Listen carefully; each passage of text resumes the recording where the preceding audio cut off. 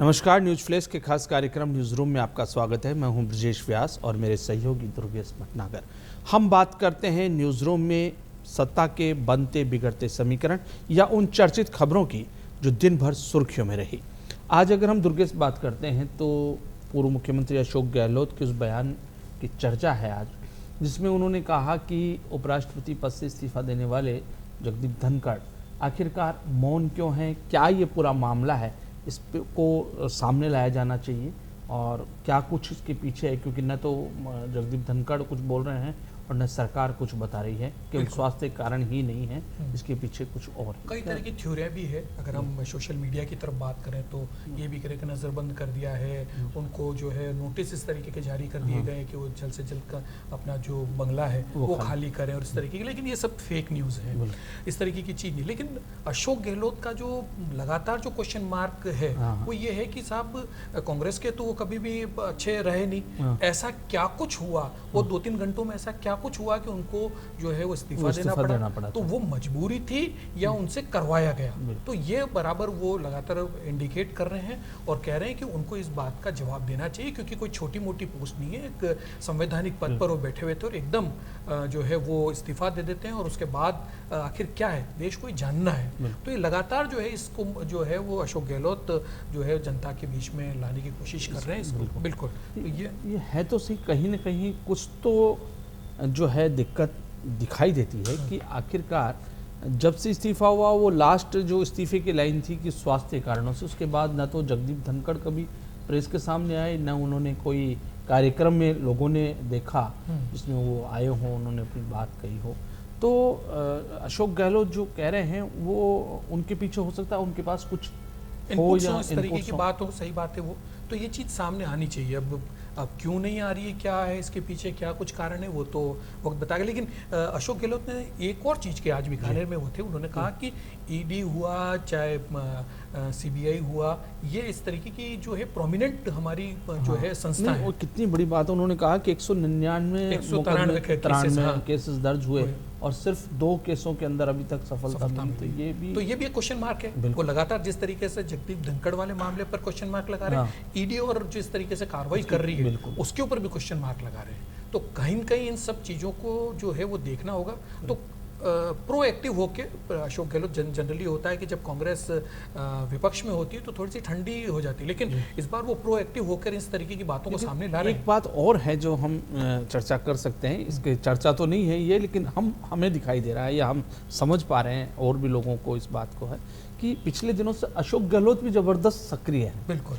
और मुझे ऐसा लगता है कि जिस ढंग से वो दौरा कर रहे हैं और जिस ढंग से मालाओं से लादे जा रहे हैं, आपको नहीं लगता कि ये उनके जनाधार को बताने के लिए या अशोक गहलोत की अभी भी जनता की नब्ज पर पकड़ है, ये सब चीज़ों को दिखाया जा रहा है या उसको एक तरीके से स्टेब्लिश किया जा रहा है? बिल्कुल। देखिए क्या होता है, राजनीति में आपको बने रहना भी बहुत ज़रूरी होता है। आप समाचारों में हैं, आप लोगों के मन में हैं, आप एक्टिव हैं, ये भी बताना बहुत ज़रूरी होता है। अब 5 साल तो अब जैसे अब 1.5 साल तो निकल गया, लेकिन फिर भी जो बचा हुआ टाइम है उस टाइम में एक्टिव होना जनरली होता है कि अंतिम जो साल भर होता है उसमें तो सभी सक्रिय हो जाते हैं, लेकिन लगातार जिस तरीके से वो सक्रिय हो रहे हैं, दौरे कर रहे हैं, भीड़ आ रही है और जगह जगह उनका स्वागत जिस ढंग से हो रहा है, तो कहीं ना कहीं ये टाइमलाइन ये बता रही है कि ये कांग्रेस में ही ये बताने की कोशिश कि वहाँ अगर कोई सक्रिय है, अगर वहाँ कोई जनाधार वाला नेता है, अगर वहाँ जनता किसी को प्रशंसा कर रही है, स्वागत सत्कार कर रही है, तो अशोक गहलोत। बिल्कुल। देखिए दिल्ली में अगर कमजोर हुए तो वो राजस्थान में पैर पसार रहे हैं, वो वापस अपनी जो जमीन है उसको जो है संजोने की कोशिश कर रहे हैं, और एक नेता के लिए ठीक भी है अगर इस तरीके से वो प्रोएक्टिव हो रहे हैं और अपनी एक्टिव जो है वो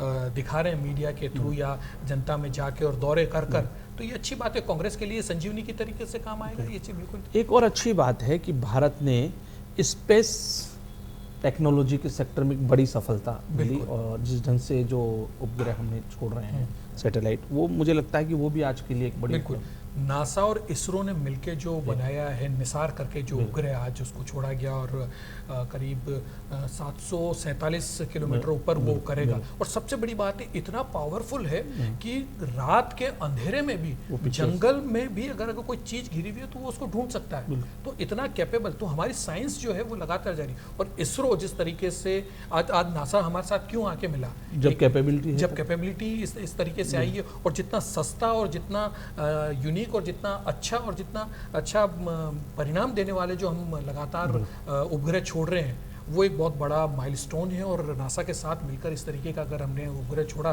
तो ये कहीं न कहीं बहुत बड़ी उपलब्धि भारत के लिए और इसरो के लिए। लेकिन एक और बात जिसने लोगों को बेचैन किया वो है कि बोइंग जो है ड्रीमलाइनर वो अहमदाबाद में दुर्घटनाग्रस्त हुआ और बहुत त्रासदी हुई।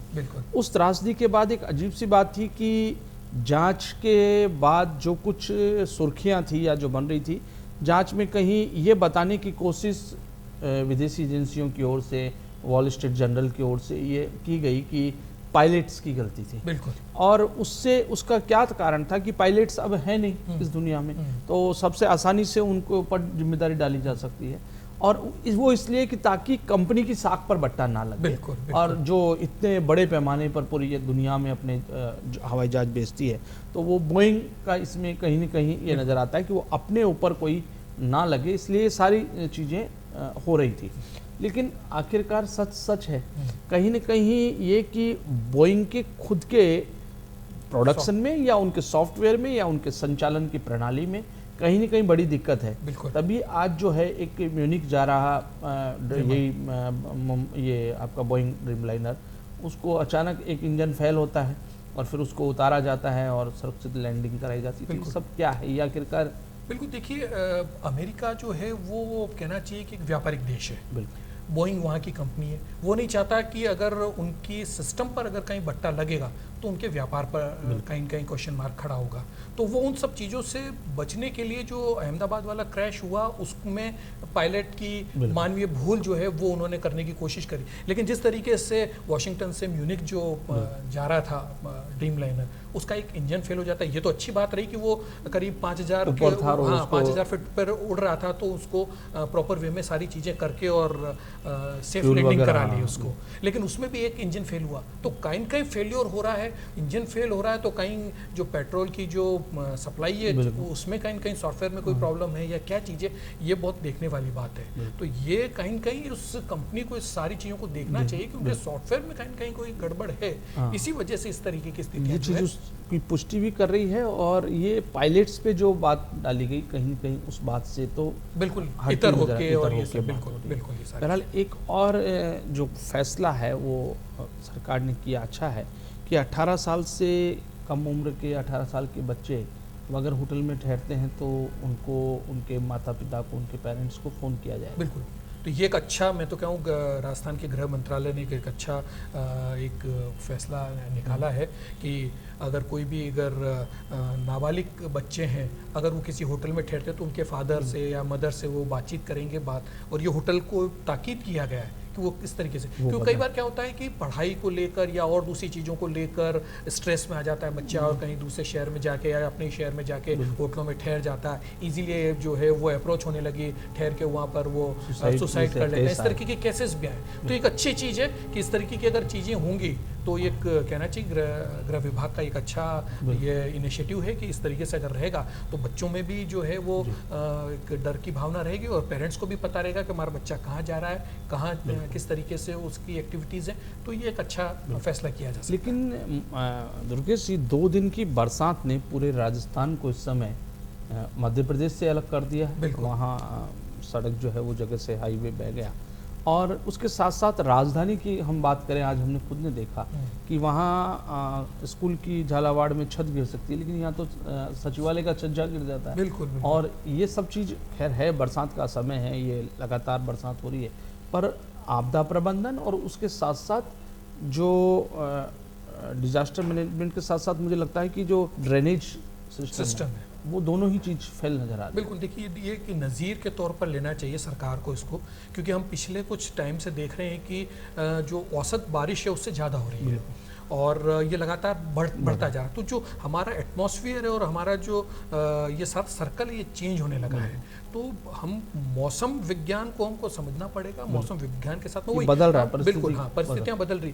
तो हमने पहले भी बातचीत करी है न्यूज़ रूम में कि भाई कोऑर्डिनेशन विभागों का बहुत ज़रूरी है। देखिए, आपदा कहीं पर भी आ सकती है, कब कौन सी बिल्डिंग गिर जाए उसका कोई कह नहीं सकते, लेकिन कितनी त्वरित जो है उसको रिस्पॉन्ड किया जा सके और कैसे उनको होने से बचाया जाए कि पहले से हम लोग चाक चौबंद रहे कि जो पुरानी भवन है या उनका रखरखाव कैसे है उसको हम और चेक करते रहे। बिल्कुल, अगर सचिवालय में छज्जा गिर रहा है तो इसका मतलब है अगर जहाँ सरकार बैठती वहाँ अगर इतना बड़ा पीडब्ल्यूडी डिपार्टमेंट है, इतने लोग हैं, वो अगर उसको नहीं देख पा रहे कि वहाँ क्या हालात हैं भवनों की, तो ये तो स्कूलों की बात क्या करें, तो सरकार की खुद के यहाँ छज्जे गिरने लगे। बिल्कुल, तो ये कि बहुत सोचने वाली बात है। उसके साथ साथ जाते जाते एक और बात पेमेंट कॉरपोरेशन की, कि उन्होंने एक बहुत अच्छा इनिशिएटिव लिया है कि बिल्कुल अब आप अगर यूपीआई का उपयोग करेंगे तो आपको हर बार बैलेंस भी दिखाएगा और उसके साथ साथ जो पैसे एक टाइम में कितना हम उसको देख सकते हैं, बिल्कुल उसकी संख्या भी उन्होंने बिल्कुल। यूपीआई देखिए अब लगातार अब ग्लोबलाइज होने लगा है, क्योंकि हम देख रहे हैं कि यूपीआई अब दूसरे देशों ने भी अपनाना शुरू किया है। तो एक सबसे बड़ी बात है सिक्योरिटी के पॉइंट ऑफ व्यू से ये बहुत अच्छा कदम है यूपीआई का, कि अब जो है आपका कोड डालते थे, हाँ, जो आप जैसे आप कोई पेमेंट करते थे तो आपको वन टाइम कोड आता था, ओटीपी जिसे हम कहते हैं, वो आता था और वो हम उसको डालते थे। लेकिन ओटीपी से भी हमने देखा कि साइबर क्राइम काफ़ी बढ़ने लगे, और ओटीपी अब इन्होंने क्या करा है कि फेस रिकग्नाइजेशन और आपका जो फिंगरप्रिंट है, उससे अब यूपीआई के जो पेमेंट होंगे वो आप फिंगरप्रिंट लगाएंगे तो ही होंगे। तो वो बायोमेट्रिक जो ये इसमें ला रहे हैं, तो ये एक अच्छी क्रांति है और सेफ्टी के पॉइंट ऑफ व्यू, हाँ, बिल्कुल, तो वो साइबर क्राइम जो है उसको रोकने में ये मदद मिलेगी। तो अच्छा एक कदम कहा जा सकता है। बहुत बढ़िया। आज के लिए इतना ही, हम फिर हाजिर होंगे अगले एपिसोड में। नमस्कार।